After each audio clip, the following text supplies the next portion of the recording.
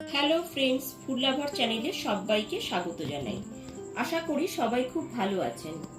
আজ আপনাদের সাথে এই তীব্র গরমে একটা হেলথ ড্রিঙ্কের রেসিপি শেয়ার করব। তা হলো বেলের শরবত বা বেলপানা। এই গরমে সকালবেলা যদি এই 1 গ্লাস বেলের শরবত খাওয়া যায় তাহলে শরীর ঠান্ডা থাকবে। তাহলে চলুন রেসিপিটি দেখে নিই। রেসিপিটি ভালো লাগলে পরে লাইক, কমেন্ট এবং অনেক বেশি বেশি করে শেয়ার করবেন। বেলের শরবত বা বেলের পানা বানাবার জন্য এখানে একটা পাকা বেল নিয়ে নিয়েছি। এবার বেলটাকে ফাটিয়ে নেব। এখানে বেলটাকে খুব সুন্দরভাবে ফাটিয়ে নিয়েছি। এবার সমস্ত বেলের পাল্পটাকে একটা বাটিতে চামচ দিয়ে ছাড়িয়ে নেব। সমস্ত বেলের পাল্পটা এরকম চামচ দিয়ে ছাড়িয়ে নিচ্ছি।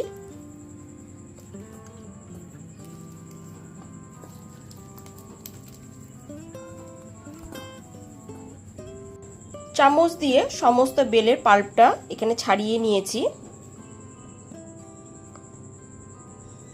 এবার এর মধ্যে বেশ খানিকটা পরিমাণ জল দিয়ে দেব। এখানে আমি ফ্রিজে ঠান্ডা জলটাই ব্যবহার করেছি।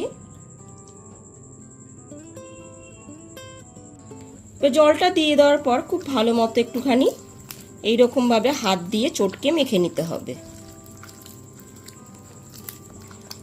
সমস্ত বেলের পাল্পটা খুব ভালো মতো জল দিয়ে মেখে নিয়েছি। এর মধ্যে আরো কিছুটা জল অ্যাড করে দিচ্ছি।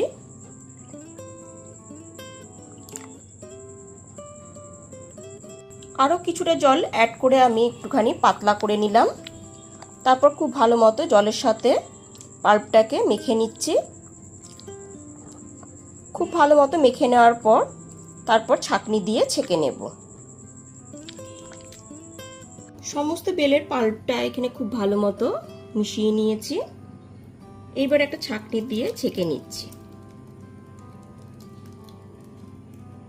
এবার একটা বড় চামচ দিয়ে ঠিক এই রকম ভাবে যতক্ষণ না পর্যন্ত পুরো পাল্পটা অন্য বাটিতে পড়ে যাচ্ছে ঠিক এই রকম ভাবে ছেঁকে নিতে হবে।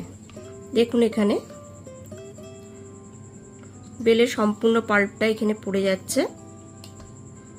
একটু সময় নিয়ে ঠিক এই রকম ভাবে চেপে চেপে সমস্ত পাল্পটাকে ছেঁকে নিচ্ছি। এখানে খুব সুন্দরভাবে বেলটাকে ছেঁকে নিয়েছি। আর আঁশ আর দানাগুলোকে আমি আলাদা করে একটা বাটিতে রেখে দিচ্ছি। ঠিক একই রকম ভাবে যেটুকু পাল্প আরো পড়ে আছে সেটাও দিয়ে দিচ্ছি।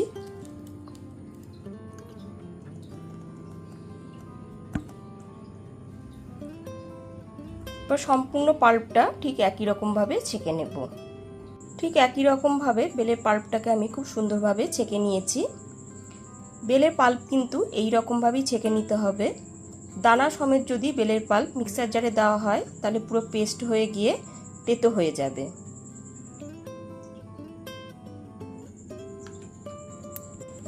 এখানে দেখুন খুব সুন্দরভাবে পাল্পটা বেরিয়ে গেছে।